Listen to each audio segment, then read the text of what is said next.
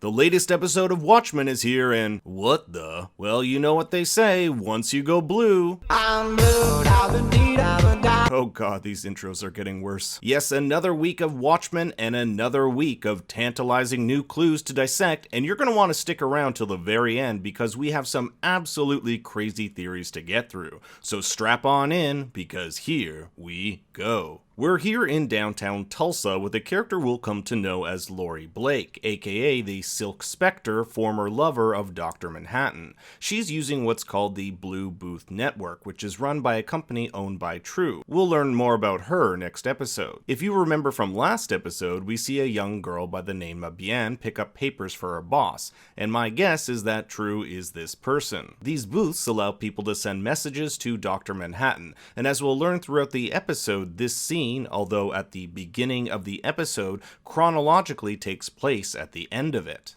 The Washington Monument looks like it has a fancy new tourist trap, and we see this ad for the Minutemen, featuring what appears to be Captain Metropolis on the right, and either Night Owl or the Comedian on the left. Both of them have the same style of mask, but I'll let you be the judge. Outside the bank we see its name, National Bank Company. Very original, which is the same bank that employed Dollar Bill, who was one of the original Minutemen and who we saw a poster of in episode 1. Inside, which we'll later find out is a sting operation by the Anti-Vigilante Task Force, a task force created by the FBI to stop, you guessed it, masked vigilantes, we see this guy holding a paper that says, Grisham to retire from Supreme Court. In this alternate reality, the best-selling legal and crime author John Grisham is a Supreme Court justice. As we'll come to learn throughout this episode, Laurie Blake absolutely hates masked vigilantes. She has devoted her life to stopping them. This no doubt a result of her involvement with the Watchmen and Dr. Manhattan. She takes down a vigilante known as Mr. Shadow and is heckled outside by protesters. Hey, why are you arresting? He's a hero! Laurie believes these masked vigilantes, although they think they may be doing good, aren't. This is later expanded upon in her talk with Angela. Men who end up hanging from trees with secret compartments in their closets tend to think of themselves as good guys. And those who protect them think they're good guys too. Her call to Dr. Manhattan is also a damning portrayal of her former superhero friends, all of whom end up in hell in her joke. And here we can see this beautiful Andy Warhol-style painting of them with Laurie framed in the bottom right. It seems in this alternate universe, Warhol is still alive. At home, she plays Devo's space junk, fitting since the episode is entitled She Was Killed by Space Junk, and ironic since she's almost seemingly killed by something by space at the end of the episode. We'll get to that in a bit. She takes out a mouse and feeds it to her owl, who, likely an homage to her former partner, Night Owl. We have not seen the second iteration of Night Owl yet in the show, but according to the supplemental material on HBO's website, he's in a federal prison for violating the Keene Act in 1995.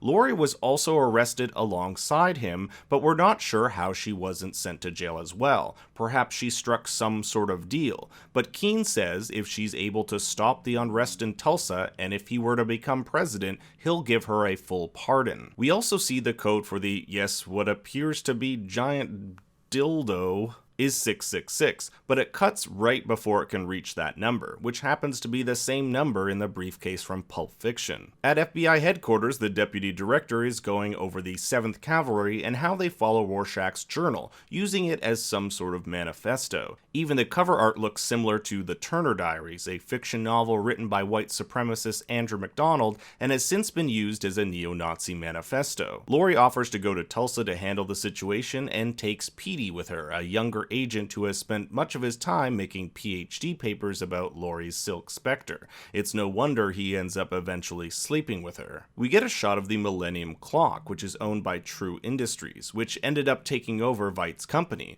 We'll likely see more of this next episode, but there is undoubtedly a connection between it, Adrian Veidt, and Dr. Manhattan, especially considering on its groundbreaking, True used a quote from the poem Ozymandias, "Look on my works, ye mighty, and despair." Laurie does a bit of her own investigating here, noticing the wheelchair tracks at Judd's hanging site. We then see her visit Judd's home where people have left some makeshift memorials. We'll later find this is how she knows about the hidden compartment in Judd's room. Also, this image is just plain cool. Laurie finds Lookingglass and the rest of the Tulsa PD, who have rounded up residents from Nixonville and are being put through the pod, or as Laurie likes to call it, the racist detector. Lookingglass is using it to eliminate suspects in Judd's murder. Bonus points if you caught the squid in the background. Laurie learns that no toxicology report was done on Judd, likely because Angela and Lookingglass knew he had a few glasses of wine and lines of coke. They wouldn't want to sully his image. Outside the Black Freighter Inn, we get another great shot at the world building that's going on in this show.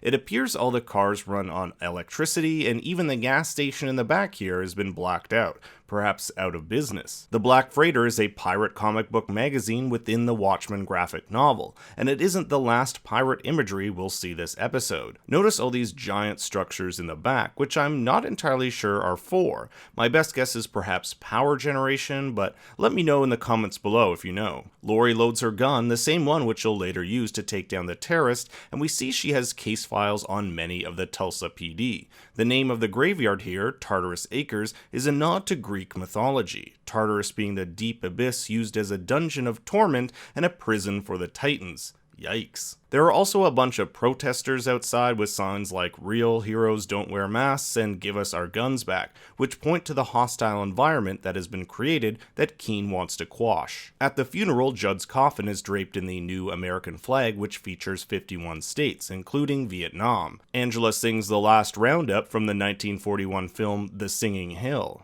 I'm heading for the land.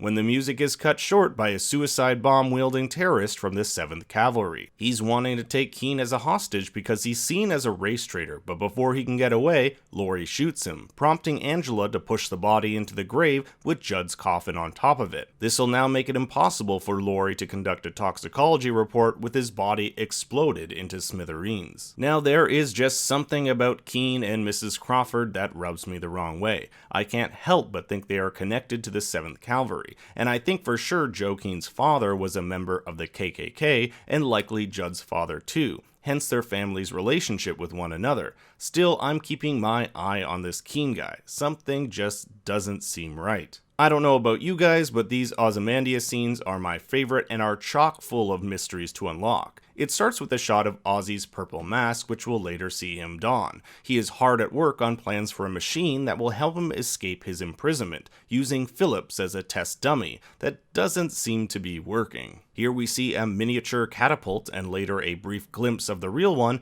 which seems to be used to catapult its subject into a different dimension, with the body returning completely frozen solid, most likely in some sort of space, hence the oxygen and body freezing. Perhaps they are on some sort of dome on Mars that Manhattan is operating, hence Manhattan destroying Adrian's castle on Mars several years in the future. Veidt needs a thicker skin, so he travels beyond the marked territory where he is not allowed to go to kill a buffalo which are not native to England or Europe, where he appears to be trapped. But as I've said in my previous videos, this could be an alternate dimension that he's trapped in, but now it's looking more like it could be some sort of Ozymandias prison. He's nearly killed by a man we'll come to know as the Game Warden, a man who addresses Ozzy as his master in his letter, leading me to believe this is also a Phillips clone, or perhaps the original. My theory so far are that these clones are actually provided to Adrian by Dr. Manhattan, and that he is being imprisoned by Manhattan for what he did to him. Ozzy is warned if he tries to breach his contract and go beyond his area, he will be shot dead,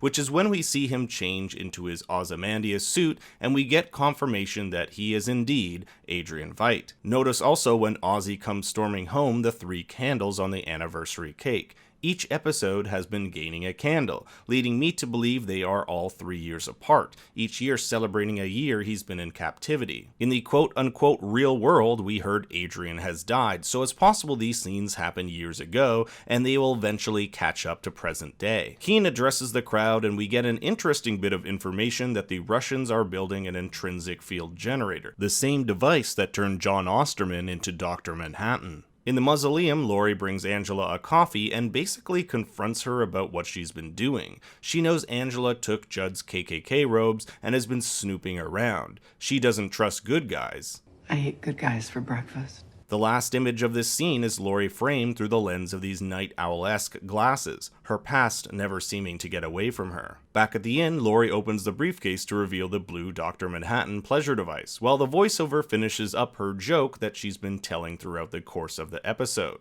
Her joke is essentially her way of expressing her feelings toward Night Owl, Adrian Veidt, and Dr. Manhattan, the three who were gifted with valuable powers who ended up going to hell because they squandered them. The little girl in the story, the one who threw the brick up in the air that eventually kills God, was her. Someone so jaded about the world, she killed God. And where does God go when he dies?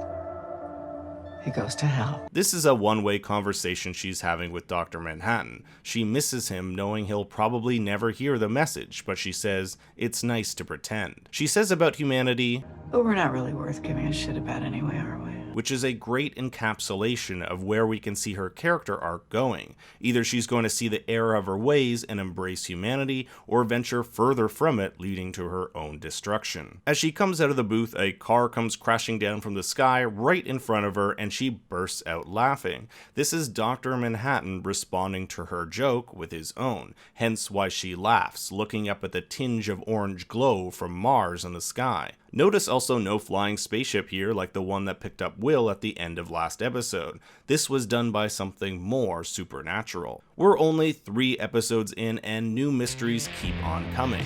I hope you'll like and subscribe as I come out with Watchmen videos every week. I also want to hear your thoughts and theories in the comments below, or you can follow me on Twitter at ThinkStoryYT. Until next time, remember, Daddy loves you very much.